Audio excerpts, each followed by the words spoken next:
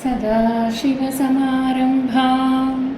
शङ्कराचार्यमध्यमाम् अस्मदाचार्यपर्यन्तां वन्दे गुरुपरम्पराम्. பூழியர்கோன் வெப்பொழித்த புகலியர்கோன் கடல் போற்றி ஆழிமிசை கல்மிதப்பில் அணைந்த பிரானடி போற்றி வாழி திருநாவலூர் வந்தொண்டர் பதம் போற்றி ஊழிமலி திருவாத ஊரர் திருத்தாள் போற்றி. ஞான சம்பந்த பெருமானுடைய திருச்சரித்திரம் முடிவடைந்தது அப்படின்னு பார்த்தோம். மேற்கொண்டு அப்பர் பெருமான் பாண்டிய தேசங்களை எல்லாம் பார்க்கணும் அப்படின்னு சம்பந்த பெருமான் சொன்ன அந்த விவரிப்புகளை கேட்டு ஆர்வம் அதிகமாகி பாண்டிய தேசத்திற்கு யாத்திரையாக புறப்பட்டார்னு அவருடைய சரித்திரத்தில் அங்கே விட்டுட்டு வந்தோம். இங்கே இவர் பாண்டிய தேசத்திற்கு வருகிறார். திருப்பத்தூர் வழியாக, திருப்பத்தூரில் திருத்தளிநாதர் அப்படின்னு ஒரு மிக அழகான ஒரு சிவாலயம் இருக்கிறது. பைரவர் அங்கே ரொம்ப விசேஷமாக கொண்டாடப்படுகிறார்.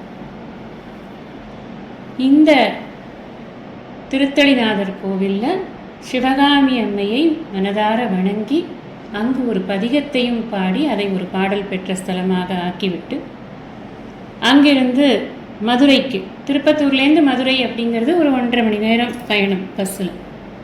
அப்படியே இதெல்லாம் இப்போ தானே பஸ்ஸு, காடுன்னா அப்படி ஒரு காடு. இந்த காட்டுக்குள்ளே நடந்து மதுரைக்கு வந்து சேர்கிறார். இங்கே மங்கையர்க்கரசி அம்மா, குலச்சிறையார் இவர்களை எல்லாம் பார்க்கிறார். ஞானசம்பந்த பெருமான் ஏற்கனவே நல்ல அறிமுகம் கொடுத்திருந்தார். அவர்களெல்லாம் பார்த்தார். இவரை பற்றியும் ஞானசம்பந்த பெருமான் பேசாமல் இருந்திருப்பாரா? எத்தனையோ விஷயங்கள் பேசும் பொழுது இவருடைய சத்சங்கங்கள், வேதாரண்யத்து விஷயங்கள் எல்லாம் சொல்லியிருப்பார் அவர். இவரை பார்த்த உடனே அவர்களுக்கும் ரொம்ப சந்தோஷம். சைவத்திற்கு இந்த தேசம் மாறினதுக்கு பிறகு சிவனடியார்கள் எல்லாம் வந்தாலே ஒரே கொண்டாட்டம் தானே. அப்படி நல்ல சத்சங்கங்கள் எல்லாம் அங்கே நடத்தி சிவனை பற்றி சிவபுராணங்களை எல்லாம் பேசி பேசி வாய் ஓயாத சிவகதைகளை மட்டுமே சிந்தனை செய்து சில காலம் அவர்களோடு நல்ல சந்தோஷமாக அவர் இருந்தார். அதற்கப்புறம் திருப்பூவனம் அப்படிங்கிற ஊருக்கு போனார், ராமேஸ்வரம் போனார், திருநெல்வேலி, திருக்கானப்பேர் இந்த தலங்களை எல்லாம் தரிசித்துவிட்டு மறுபடியும் திருப்புகலூருங்கிற அந்த ஊருக்கு வருகிறார்.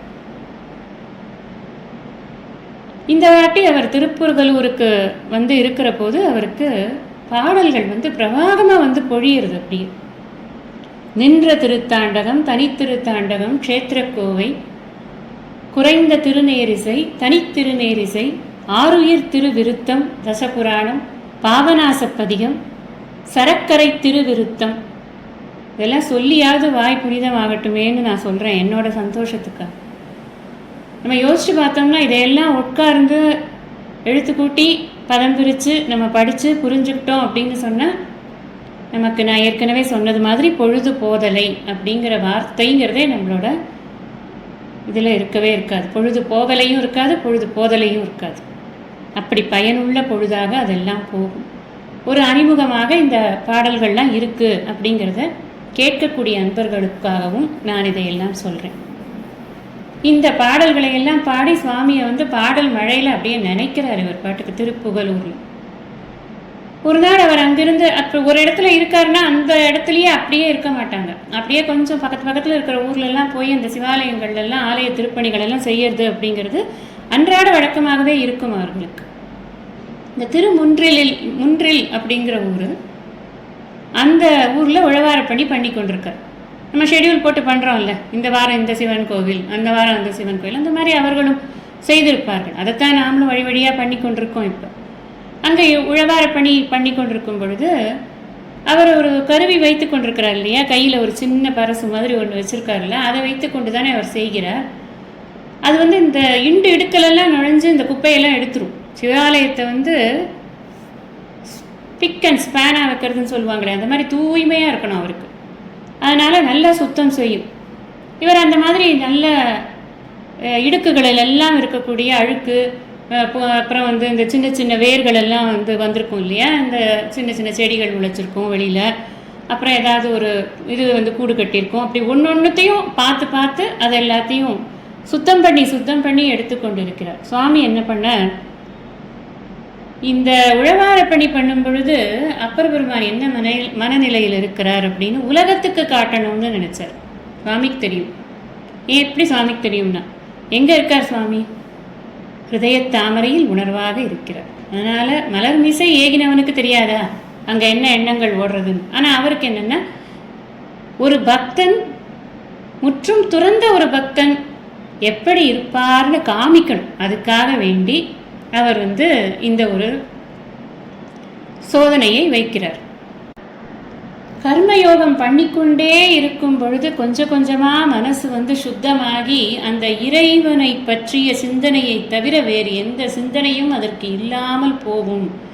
அது போகும் பொழுதுதான் அவன் தன்னுடைய கர்மங்களை தன் இச்சை இல்லாமல் அதுவாகவே அவன் கையை விட்டு நழுவும். அப்படிங்கிற விஷயங்களை எல்லாம் பகவான் ஸ்ரீகிருஷ்ணர் தியான யோகத்தில் அர்ஜுனனுக்கு உபதேசம் பண்ணுறார். அப்படிப்பட்ட ஒரு சந்நியாச புத்தியோடு இருக்கக்கூடிய அவன் எப்படி இருப்பான் அப்படின்னு, யதாஹி நேந்திரியார்த்தேஷு ந கர்மஸ்வனுஷஜ்ஜதே சர்வ சங்கல்ப சந்நியாசி யோகாரூடஸ்ததோச்யதே அப்படின்னு சொல்றார் இல்லையா.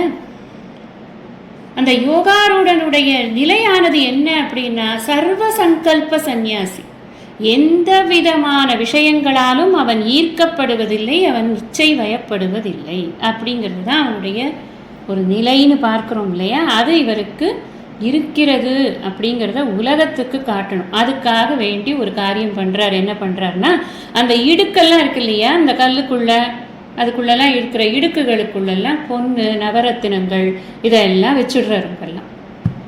இப்போ அவர் அப்படி சுரண்டினார்னா அதுலேருந்து பொண்ணு கொட்டும், இன்னொரு இடத்த சுரண்டினார்னா முத்து கொட்டும், அப்புறம் ஒரு இடத்துல புஷ்பராகம் கொட்டும். இப்படி ஒன்று ஒன்றா கொட்டிக்கொண்டே இருக்கும். அப்படின்னா இவர் குத்த அங்கே பொண்ணும் மணிகளும் நவரத்தினமாக அங்கே அப்படியே கொட்டுறதே அப்படின்னு இருந்ததுன்னா, அப்போ இவர் என்ன பண்ணுவார்னு காட்டணுங்கிறதுக்காக இந்த மாதிரி எல்லாம் வச்சுடுறாரு அந்தந்த இடங்கள்ல.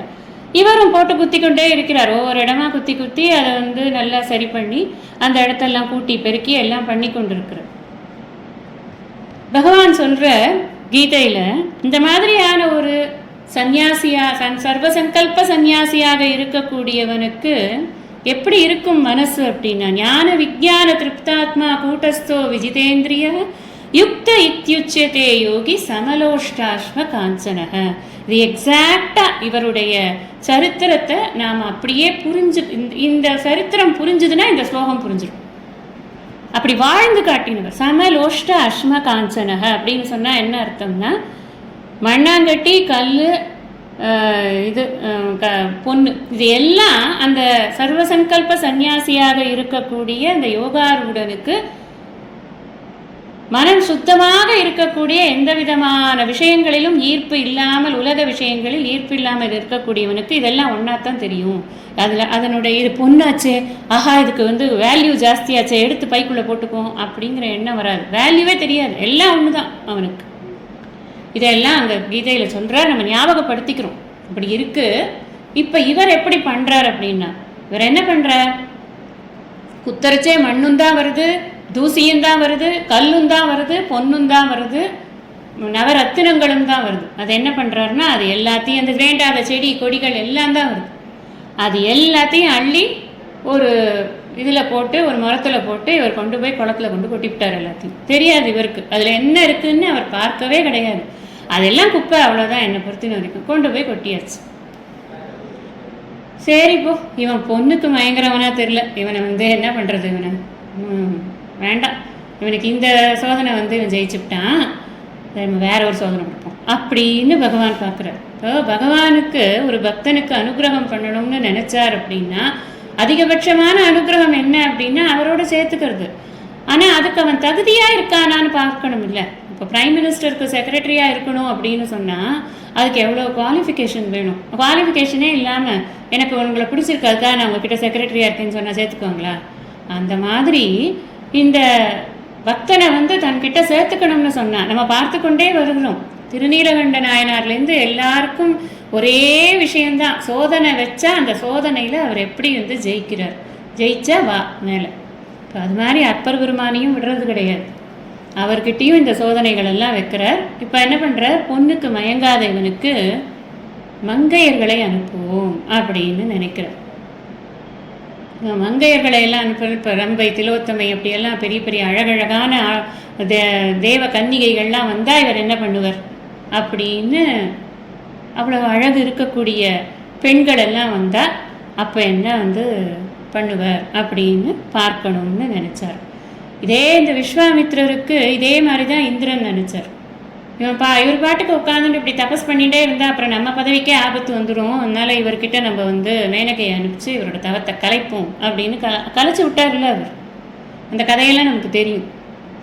அதனால் ரொம்ப அதிசுந்தரமான பெண்கள் எல்லாம் வானத்திலிருந்து வந்து அவருக்கு முன்னாடி ஆடி பாடி மயக்கிறதுக்காக ஏற்பாடாகி அவர்களெல்லாம் வருகிறார்கள்.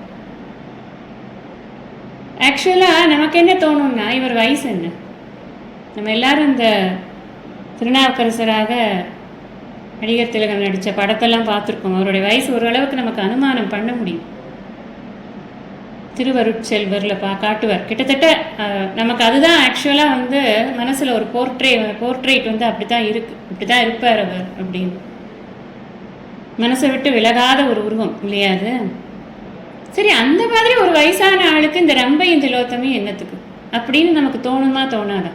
நிச்சயமாக தோணும், வயசாகிடுத்தே இதெல்லாம் எதுக்குன்னு. ஆனால் ஒரு விஷயம் நம்ம புரிஞ்சுக்கணும், வயசுங்கிறது உடம்புக்கு தான், மனசுக்கு கிடையாது. மனசு இச்சைக்குள்ள ஆட்படுறதா இல்லையா, இங்கே கேள்வி அதுதான்.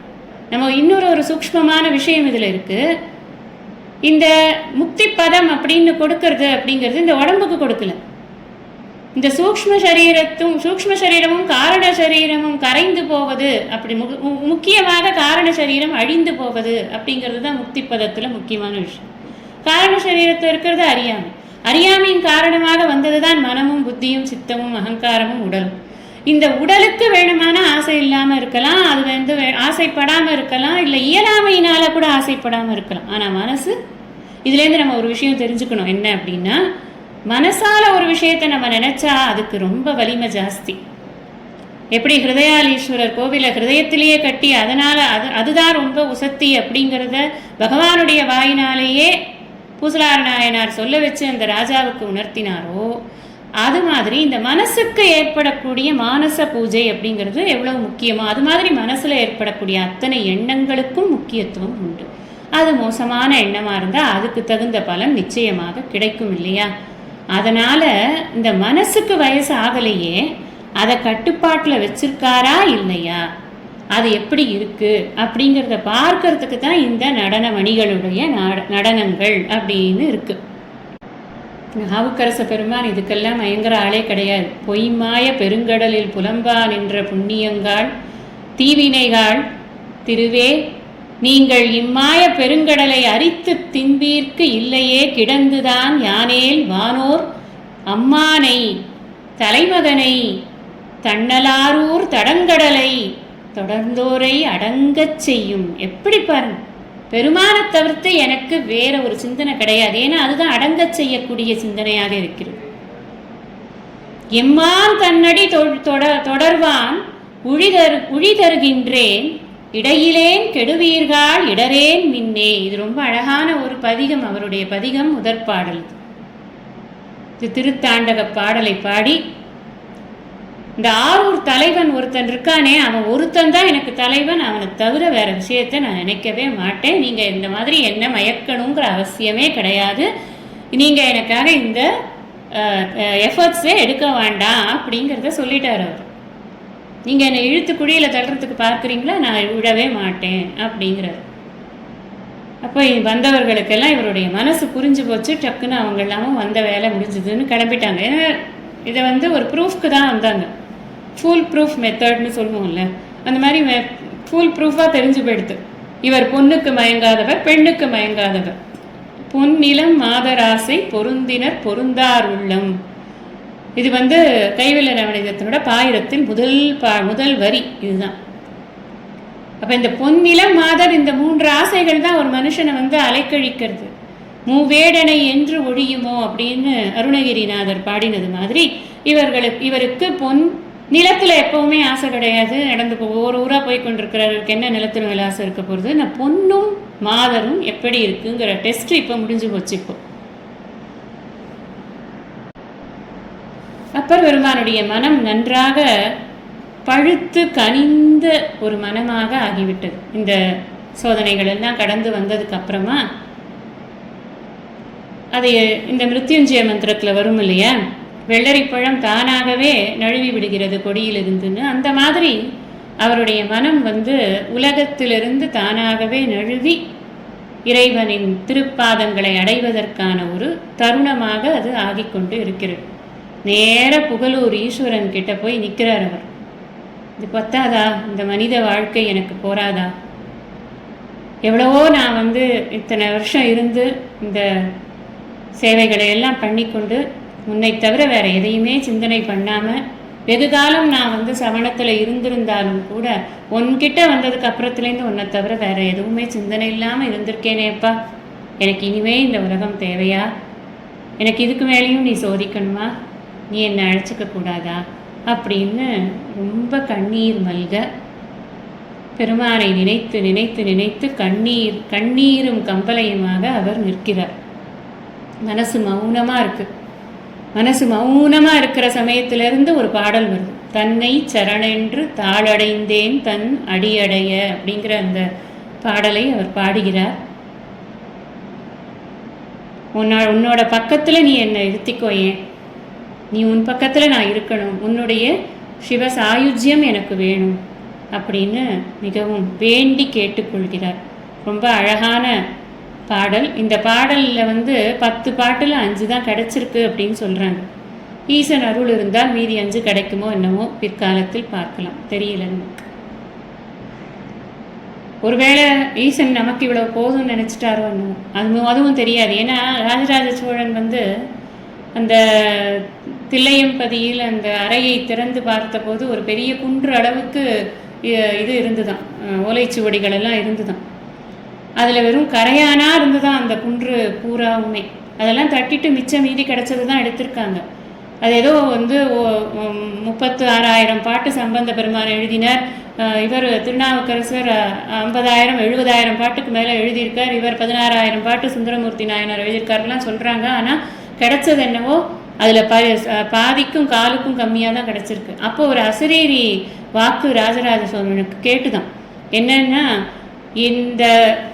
இந்த சமயத்தில் இந்த உலகத்துக்கு என்ன தேவையோ அந்த அளவுக்கு நிறுத்திட்டு மீதியை நானே அழிச்சிட்டேன் அப்படின்னு பகவானே சொன்னார் அப்படின்னு அந்த தேவார திரட்டுகள் எப்படி கிடைத்ததுங்கிற ஒரு சரித்திரம் சொல்லும் பொழுது இதையெல்லாம் சொல்லக்கூடிய ஒரு விஷயம் இருக்கிறது. அந்த மாதிரி இவருடைய பாடலில் நமக்கு இந்த 5 மட்டும் இப்போ இந்த யுகத்துக்கு இது போதும்னு நினைச்சாரோ என்னவோ பகவான் தெரியாது. இது மாதிரி நிறைய விருத்தங்களை அவர் மடை திறந்த வெள்ளம் மாதிரி பாடிக்கொண்டே இருக்கிறார். எண்ணுகேன் என் சொல்லி எண்ணுகேனோ, என்னப்பா நான் சொல்லி நினைப்பேன் ஒன்று. ஏன்னா முடிஞ்சு போச்சு, நம்ம இறைவனிடம் போகணும், இனிமே விண்ணப்பம் பூரா வந்து இறைவனை சேரணுங்கிறது மாதிரி மட்டுமே இருக்கிறது. அவருடைய புண்ணியா உன் அடிக்கே போதுகின்றேன் பூம்புகலூர் மேவிய புண்ணியனே அப்படின்னு அந்த பாடலுடைய வரிகள் எல்லாம் நமக்கு அதை உணர்த்துறது. அவருடைய மனநிலையானது எப்படி இருந்தது அப்படின்னு. இந்த 9 வாயில் குடியில் இருந்த இந்த உயிரானது இதுவரைக்கும் பட்ட பாடெல்லாம் போதுமப்பா, எனக்கு இந்த உடலுடைய வாழ்க்கை இனிமேல் வேண்டாம் அப்படிங்கிறத அவர் வந்து கண்ணீர் மல்க கேட்டு பகவான் கிட்ட இறைஞ்சுகிறார், என்னை எப்படியாவது கூப்பிட்டுக்கோ அப்படின்னு. அப்போ ஒரு பெரிய சிம்மமாக ஒரு பெரிய சிங்கமாக வந்து ஈஸ்வரன் வந்து அவரை எடுத்துக்கொண்டார், ஏற்றுக்கொண்டார் அப்படி என்று அவருடைய சரித்திரத்தை பற்றி சொல்கிறார். அப்பரே கூட அதை வந்து அவருடைய பாடலில் ஒரு செய்தியாக அதை நம்ம பார்க்கிறோம். சிங்கமே உன்னடிக்கே போதுகின்றேன், சமுத்திரத்தின் நஞ்சுண்டு சாவா மூவா சிங்கமே உன்னடிக்கே போதுகின்றேன், திருப்புகலூர் மேவிய தேவதேவே அப்படின்னு அங்கமே பூண்டாய் அனலாடினாய் அப்படிங்கிற அந்த பதிகத்தில் அந்த பாடலில் அவர் இந்த வரிகளை எல்லாம் வைக்கிறத பார்க்கும் பொழுது நமக்கு இந்த விஷயம் இப்படி ஆயிருக்கும் என்று ஒரு அனுமானம் செய்ய முடிகிறது அப்படின்னு பார்க்கிறோம். உண்மையை சொன்னால் இந்த பெரிய புராணம் அப்படிங்கிற சேக்கிழாரனுடைய அந்த ஒரு கிரந்தத்தில் அப்பர் பெருமானுடைய முக்தியை பற்றிய விரிவுங்கிறது இல்லை. இதை யார் எது மூலமாக நமக்கு இது கொஞ்சம் விஷயம் தெரியறது அப்படின்னு சொன்னால், காஞ்சி மகா பெரியவர் அவருடைய தரிசன அனுபவங்கள் அப்படிங்கிற 2ஆம் பாகம் அந்த நூலில் ஒரு பக்தர்கிட்ட மகா பெரியவர் இதை சொல்லி இருப்பதாக ஒரு குறிப்பு இருக்கிறது. கர்ப்ப கிரகத்திற்குள் சென்ற ஆளுடைய அரசரை வனத்தின் அரசன் ரூபத்தில் விழுங்கி சென்றார் இறைவன் அப்படின்னு மகா பெரியவர் சொல்லி இருக்கிறார். சுவாமி சந்நிதியில லிங்க திருமேனிக்கு பின்பக்கம் ஒரு சிங்கத்தின் புடைப்பு சிற்பம் இருந்தது அப்படின்னு சொல்லப்படுகிறது. அதற்கு பின்னர் அது நீக்கப்பட்டிருக்கிறது அப்படின்னு தெரியறது. இதெல்லாம் வரலாற்று விஷயங்கள், எவ்வளவு தூரம் அது இதுன்னு தெரியல. ஆனால் மகாபெரிவருடைய வாக்கு எத்தனையோ விஷயங்களை தான் இருந்த இடத்திலிருந்தே அவர் அறிந்து சொன்ன மகா பெரிய ஒரு சித்த புருஷனாக அவர் இருந்திருக்கிற காரணத்தினால அவர் சொன்ன வாக்கை நாம் எடுத்துக்கணும். அது மட்டும் அல்லாமல் அவருடைய பாடலிலும் அந்த செய்தியானது இருக்கிறது அப்படிங்கிறதுனால ஏதோ ஒரு குறிப்பு அங்கே இருக்குது அப்படின்னு நமக்கு தெரியுது. சித்திரை மாதம் சதய நட்சத்திரம், வாகீசர், திருநாவுக்கரசர், அப்பர் பெருமான், ஆளுடைய அரசர் தன்னுடைய தலைவனோடு அவர் 2 கலந்தார் அப்படின்னு அவருடைய சரித்திரம் அந்த விதமாக அது முற்று பெறுகிறது. வானத்தில் இருக்கிற தேவர்கள் அத்தனை பேரும் பூமாறி பொழிந்து அந்த உன்னதமான ஜீவனை வரவேற்று ஏற்றுக்கொண்டார்கள் அப்படின்னு சேக்கிழார் அழகாக அவருடைய சரித்திரத்தை நிறைவு செய்கிறார். இந்த நாயன்மார்களுடைய சரித்திரத்தை சொல்ல ஆரம்பிக்கிற அந்த ஒரு விஷயத்தில் பல நாயன்மார்களுடைய சரித்திரத்தை சொல்லி கொண்டு வரும்பொழுது இந்த ஆளுடை அரசரும் ஆளுடை பிள்ளையும் அப்படின்னு இது 2ஐயும் சேர்த்து சொல்லணும் அப்படின்னு ஒரு எண்ணம் உருவானது. ஏனென்றால் அவர்கள் இருவரும் சமகாலத்தவர்களாக ஓரளவிற்கு இருந்திருக்கிறார்கள். நிறைய சேர்ந்து அவர்கள் பயணித்திருக்கிற காரணத்தினால 2 பெரிய ஒரு ஆளுமைகளுடைய சரித்திரத்தை நாம் தெரிந்து கொண்ட மாதிரி ஆகுமே என்று அதை ஒரு சுவாரஸ்யத்திற்காக 2ஐயும் சேர்த்து சொல்லப்பட்டதை தவிர்த்து தனித்தனியாகவும் அவரவர்களுடைய சரித்திரங்களை நாம் சிந்திக்கலாம், தவறே கிடையாது. ஆனால் இது ஒரு புதிய ஒரு கண்ணோட்டமாக இதை பார்க்கலாம் என்று ஒரு ஆசை, அதனால் நம்ம பண்ணினோம். இந்த அளவில் ஆளுடை அரசரினுடைய சரித்திரம் நிறைவு பெறுகிறது. ஆளுடை பிள்ளையும் ஆளுடை அரசரும் நம் அனைவருக்கும் முக்கியமான புருஷார்த்தமான முக்தியை நிச்சயமாக அருள வேண்டும் என்று எல்லாம் வல்ல இறைவனின் பொற்பாத கமலங்களை நாம் அனைவரும் தொழுது இந்த சரித்திரத்தை கேட்ட அனைவருக்கும் இந்த பலன் கிடைக்கணும் அப்படின்னு இறைவனை வேண்டிக் கொண்டு இந்த சரித்திரத்தை நான் இந்த அளவில் முடிக்கிறேன். மேற்கொண்டு இருக்கக்கூடிய நாயன்மார்களுடைய சரித்திரங்கள் அடுத்தடுத்து வரக்கூடிய பதிவுகளில் நாம் எல்லாரும் அனுபவிக்கலாம். ஹரி ஓம் நமஸ்தே.